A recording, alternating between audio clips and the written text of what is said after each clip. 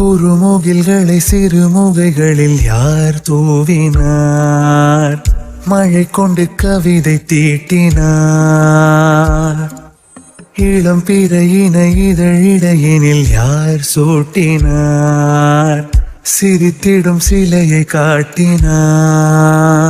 எறும்புகள் சுமந்து போகுதே சர்க்கரை பாறை ஒன்றினை, இருதயம் சுமந்து போகுதே இனிக்கிற காதல் ஒன்றினை.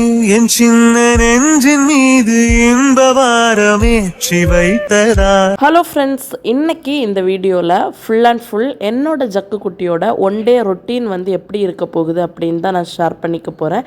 இதுக்கு முன்னாடி ஒரு ஷார்ட்ஸ் வீடியோவில் நான் ஷேர் பண்ணியிருந்தேன், ரொம்ப சிம்பிளாக. அண்ட் அதோட லாங் வீடியோ தான் இதுவாக இருக்கும். நான் துபாயிலேருந்து வந்து நியர்லி 1 மந்த் ஆகுது. ஸோ வந்ததுக்கப்புறம் இந்த 1 மந்த்தும் நான் தான் ஜக்கு குட்டியை டேக் கேர் பண்ணிகிட்ருக்கேன். ஸோ நான் டேக் கேர் பண்ண ஆரம்பித்ததுலேருந்து அவரோட ரொட்டீன் வந்து என் கூட இப்படி தான் இருக்குது. பட் என் அம்மா வந்து பார்க்குறது டோட்டலி டிஃப்ரெண்ட்டாக இருக்கும். பட் அது வந்து என்னால் டெடிக்கேட்டடாக ஷேர் பண்ண முடியாது, பிகாஸ் நான் துபாயில் இருக்கிறதுனால. ஸோ என் கூட இருக்கும்போது அவரோட ரொட்டீன் எப்படி இருக்கோ அதை வந்து நான் உங்கள் கூட இன்றைக்கி ஷேர் பண்ணிக்கிறேன். மார்னிங் வந்து அவர் வந்து தூக்கம் எழும்புறதுக்கு கரெக்ட் டைம் எல்லாம் கிடையாது. அவர் எப்போ எந்திரிப்பாரோ அப்போ எந்திரிக்கட்டும் அப்படின்னு சொல்லிட்டு ஃப்ரீயாக விடுறது. ஸோ ஆனால் அவர் எந்திரிக்கிறதுக்கு முன்னாடியே நான் அவருக்கு வந்து பால் காய்ச்சி வச்சுருவேன். ஸோ பால் காய்ச்சி வச்சா தான் எனக்கு ஈஸியாக இருக்கும். அவர் எந்திரிச்சிட்டாரு அப்படின்னா அந்த டைம் நம்ம ஸ்டவ் பக்கத்தில் வந்து நிற்கும்போது அதை பிடிச்சி இழுக்கிறது, இதை பிடிச்சி இழுக்கிறது, நமக்கும் ஒர்க் பண்ண முடியாது, அவரும் வந்து ஒர்க் பண்ண விடுறதில்ல. ஸோ ஃபஸ்ட்டே வந்து பால் வந்து காய்ச்சி வச்சுருவேன். அதனால் நான் வந்து என்னோடய குழந்தைக்கு வந்து ஃபீடிங் பாட்டில் ஸ்டீம் பண்ணுற மெத்தட் வந்து இப்படி தான். நான் வந்து ஒரு ஸ்ட்ரீமர் வாங்கியிருக்கேன். இது என்னோடய குழந்தை வந்து, இவர் வந்து ஒரு ப்ரீடம் பேபி. நான் இதுக்கு முன்னாடியே நிறைய ஸ்டோரி வந்து ஷேர் பண்ணியிருக்கேன் இவரை பற்றி. ஸோ இவர் ஒரு ப்ரீடம் பேபிங்கிறதுனால ஹாஸ்பிட்டல்லே எனக்கு இந்த ஸ்ட்ரீமர் வாங்க வேண்டிய ஒரு சுச்சுவேஷன். ஸோ நான் இது ஹாஸ்பிட்டல்லே தான் வாங்கியிருந்தேன் இந்த ஸ்ட்ரீமர். ஸோ வாங்கிட்டு இன்னைக்கு வரைக்கும் நான் இவரை பார்த்துக்கிறப்போ இந்த ஸ்ட்ரீமர் தான் யூஸ் பண்ணிகிட்ருக்கேன். பட் எங்கள் அம்மா வந்து அப்படி இல்லை, தண்ணியை நல்லா கொதிக்க வச்சு அதில் வந்து போட்டு பாட்டிலை வந்து நல்லா ஸ்டீம் பண்ணிக்கிறாங்க. பட் நான் வந்து இந்த ஸ்ட்ரீமர் தான் யூஸ் பண்ணிகிட்ருக்கேன். 1 இயர் முன்னாடி நான் யூஸ் பண்ணிகிட்டு இருந்தது, பட் இப்போ வரைக்கும் டில் அது ஒர்க்கிங்கில் தான் இருக்குது. ஸோ நான் அது இப்போவும் யூஸ் பண்ணிகிட்ருக்கேன். நான் அவருக்கு பாலெல்லாம் காய்ச்சிட்டு இங்கே வரும்போது கொஞ்சம் நேரத்தில் அவரும் எந்திரிச்சிருவார். எந்திரிச்ச உடனே அவருக்கு பால் வேணுமான்னு கேட்டு கொடுத்து குளிக்க வச்சோம் அப்படின்னா அவரோட மைண்ட் வந்து டோட்டலி சேஞ்ச் ஆகும். அன்னைக்கு ஃபுல்லாக அழுதுகிட்டே இருப்பார். அடி உன்மூச்சினை மெல்ல நான் கேட்கிறேன், அந்த ஓசைக்கு இணையான இசை இல்லையே உந்தன் கூந்தல். அதுக்கப்புறமா அவர் எந்திரிச்சதுக்கு அப்புறமா கொஞ்சம் நேரம் வந்து அவர் பாட்டில் ஃப்ரீயாக விட்டுருவேன். அப்போ தான் அவர் அந்த தூக்கத்தோட லேசினஸில் ஒரு மைண்ட் இருக்கும்ல, அதுலேருந்து வெளியில் வருவார். வந்து அவராகவே ஸ்மைல் பண்ண ஆரம்பிக்கிறது, அவராகவே நம்மக்கிட்ட கொஞ்சம் ஆக்டிவ் ஆக ஆரம்பிப்பார். நம்ம அந்த தூக்கத்தோடே எந்திரிச்சு பால் குடின்னு கொடுத்தோம் அப்படின்னா குடிக்கவே மாட்டார். அவர் பின்னாலேயே ஓடணும். அதேமாதிரி சாப்பிட கொடுத்தாலும் அவர் பின்னாலேயே சாப்பாட்டுக்கு அலையணும் சாப்பிட வைக்கிறதுக்கு. பட் அல்லாமல் அவராகவே அவரோட ஆக்டிவ் ஒரு மோடில் அவர் வந்துட்டார் அப்படின்னா ப்ராப்ளமே இல்லை. அவராகவே பால் வேணும்னு கேட்டு குடிப்பார். அவராகவே சாப்பாடு ஃப்ரெண்டில் வச்சு கொடுத்தா சாப்பிடுவார். ஸோ நமக்கும் அது ஹாப்பியாக இருக்கும். அண்ட் அவரும் அதை ஹாப்பியாக அக்செப்ட் பண்ணிப்பார். அதனால் நான் அப்படியே விட்டுறது அவர் பாட்டில். ஒன்ஸ் அவர் மார்னிங் ஆக்டிவ் ஆகி அவர் ரொட்டீனை வந்து ஸ்டார்ட் பண்ண ஆரம்பிச்சிட்டாருன்னா ஃபஸ்ட்டு பால் தான் கொடுப்பேன். பால் குடித்ததுமே அவரை ஃப்ரெஷ்அப் பண்ண கூட்டிகிட்டு போவேன். ஐ மீன் குளிக்க வைக்கிறதுக்கு இல்லை. இப்போ சம்மர் சீசனுங்கிறதுனால லைட்டாக ஏதாச்சும் ஒரு ட்ரெஸ் போட்டு தான் தூங்க வைக்கிறது. ஸோ மார்னிங் எந்திரிச்சதும் அந்த ட்ரெஸ் எல்லாம் கலட்டிட்டு வேறு ஒரு ட்ரெஸ் போட்டு கொடுத்து அந்த டைப்பரெல்லாம் சேஞ்ச் பண்ணி ஃபேஸ் எல்லாம் வாஷ் பண்ணி கொடுத்து அவரை வந்து பிரேக்ஃபாஸ்ட்டுக்கு ரெடி பண்ணுவேன். ஸோ அதுதான் இப்போ பண்ணிகிட்ருக்கேன். ஸோ இப்படி தான் கொஞ்சம் கொஞ்சமாக அவரை வந்து ஒன் டேயோட ரொட்டீன் குள்ளாடி கொண்டு வருது. சிற்பம் கவிதை ஓவியம் மூன்றும் சேரும் ஓரிடம், கண்டேன் பெண்ணே நான் உன்னிடம், பெண்ணெல்லாம் பெண் போல இருக்க நீ மட்டும் என். அதுக்கப்புறமா அவருக்கு வந்து பிரேக்ஃபாஸ்ட் கொடுப்பேன். அன்னைக்கு வந்து ஒரு இட்லி தான் கொடுத்துருந்தேன். ஆனால் இட்லி வந்து முழுசாக வச்சு கொடுத்தா சாப்பிட மாட்டார். ஸோ கொஞ்சம் பிச்சு போட்டு வச்சு கொடுத்தேன் அப்படின்னா ஒன்று எடுத்து சாப்பிடுவார். அண்ட் அவருக்கு குழம்பு லைக்கபிள் பர்சன் கிடையாது. ஸோ அவருக்கு குழம்பு ஊற்றுறதில்ல, ஜஸ்ட் இட்லி மட்டும் வச்சு கொடுக்குறது. ஆனால் அன்னைக்கு என்னமோ 1-2 வா சாப்பிட்டுட்டு அப்புறமா சாப்பிடவே இல்லை. சரி அப்படின்னு சொல்லிட்டு எப்படியாச்சும் அவரோட ஸ்டொமக்கை ஃபில் பண்ணி ஆகணுமே அப்படின்னு நான் வந்து கொஞ்சம் சத்து மாவு கூழ் மாதிரி காய்ச்சி கொடுத்தேன். இது வந்து நம்ம பக்கத்துலேயே அங்கன்வாடி இருக்கும்ல, அங்கே கிடைக்கிறது தான். ஸோ அது வாங்கி கொஞ்சம் நாட்டு சர்க்கரை போட்டு நல்ல கூழ் மாதிரி காய்ச்சி கொடுத்தேன் அப்படின்னா அவர் நல்லா சாப்பிடுவார். அவருக்கு இது ரொம்ப பிடிக்கவும் செய்யும்.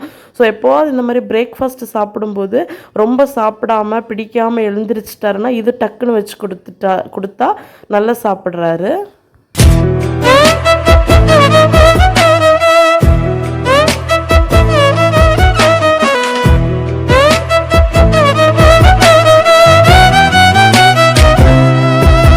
மார்னிங் அவருக்கு ஸ்டொமக்கெல்லாம் நல்லா ஃபில் ஆகி அவர் சாட்டிஸ்ஃபைடு ஆகிட்டார் அப்படின்னா அப்புறமா அவர் நம்மளை தொல்லையே பண்ண மாட்டார். அவர் பாட்டில் நின்று அவரோட டாய்ஸ் எல்லாம் எடுத்து வச்சு ஒன்று ஒன்றா விளையாடிட்டு இருப்பார்.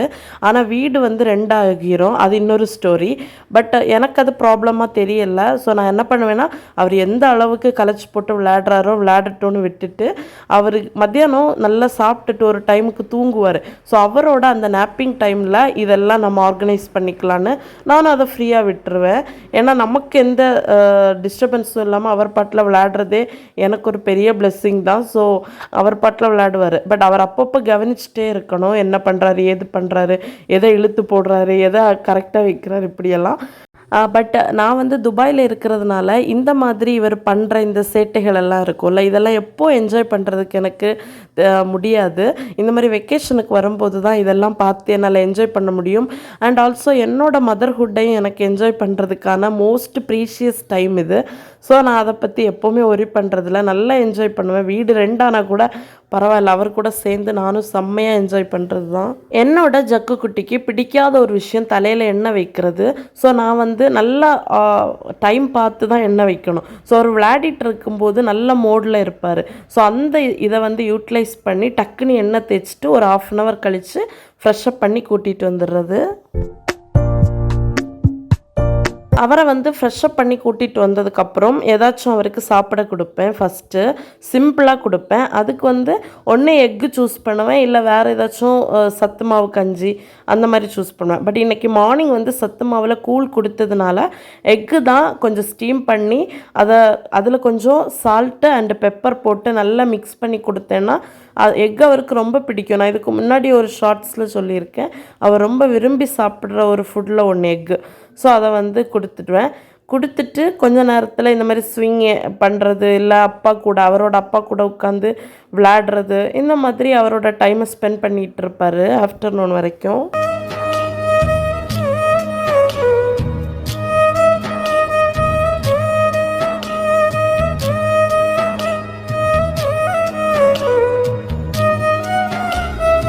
அதுக்கப்புறம் அன்னைக்கு அவருக்கு லஞ்சாக வந்து பீட்ரூட் ரைஸ் தான் கொடுத்துருந்தேன்.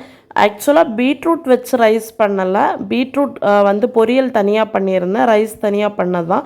பட் நான் நல்லா பிசைஞ்சு மிக்ஸ் பண்ணி அவருக்கு பீட்ரூட் ரைஸ் மாதிரி கொடுத்துருவேன். அவரும் நல்லா சாப்பிடுவார். நான் அவருக்கு லஞ்ச் கொடுக்கும்போது எப்போவுமே அவரை கீழே உட்கார வச்சு தான் லஞ்ச் கொடுக்குறது. ஏன்னா அவர் சாப்பிட்ற விதம் அப்படி கொஞ்சம் தான் உள்ளாடி போகும், கொஞ்சம் பாதி ஃபுல்லாகவே வெளியில் தான் இருக்கும். எப்படியோ அவரோட தேவைக்கானது அவர் சாப்பிட்டாலே போதுங்கிறதுனால அப்படி உட்கார வச்சு ஒன்று வந்து பழக்கிட்டு இருக்கேன் அவராகவே சாப்பிட்றதுக்கு. பட் ஓரளவு அவர் பழகிட்டார், நம்ம இனி பழக்கணும்னு இல்லை. ஸோ அதனால் அவராகவே சாப்பிட்றதுனால இப்படி கீழே உட்கார வச்சு சாப்பாடு கொடுத்தாச்சு. அண்ட் சாப்பிட்டு முடித்ததும் அவரும் அவரோட அப்பாவுமா பால் விளையாடிட்டு இருந்தாங்க. இவர் பவுலிங் பண்ணுறாராம், அவர் பேட்டிங் பண்ணுறாராம்.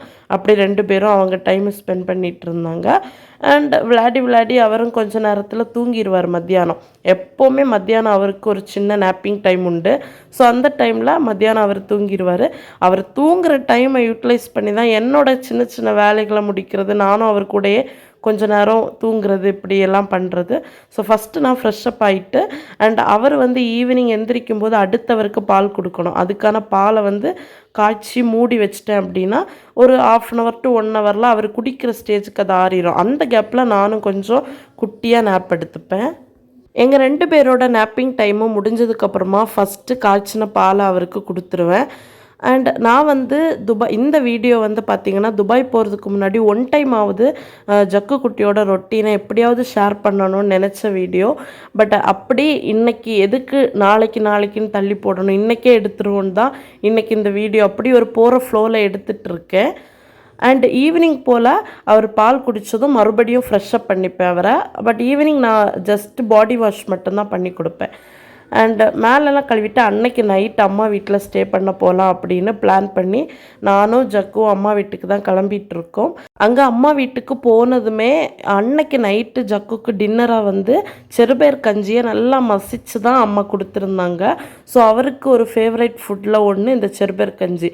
இவர் ரொம்ப சின்ன பிள்ளையாக இருக்கும்போதே இதை நல்லா மிக்சியில் அரைச்சி கொடுத்தாலே நல்லா குடிப்பார், அவ்வளோ பிடிக்கும் அவருக்கு. ஸோ அன்னைக்கு நைட்டும் வந்து அதுதான் அவரோட ஃபுட்டாக இருந்துச்சு. இன்றைக்கி ஜக்கு குட்டியோட ஒன் டே ரொட்டீன் வந்து இப்படி தான் போச்சு. மோஸ்ட்லி நான் இவரை டேக்கர் பண்ண ஆரம்பித்ததுலேருந்து இப்படி தான் பார்த்துட்ருக்கேன். அண்ட் இவருக்கு நான் மார்னிங் ஆஃப்டர்நூன் ஈவினிங் கொடுத்த ஃபுட்டு போக இன்பிட்வீன் டைமில் அப்பப்போ ஃப்ரூட்ஸ் எல்லாம் கட் பண்ணி கொடுப்பேன்.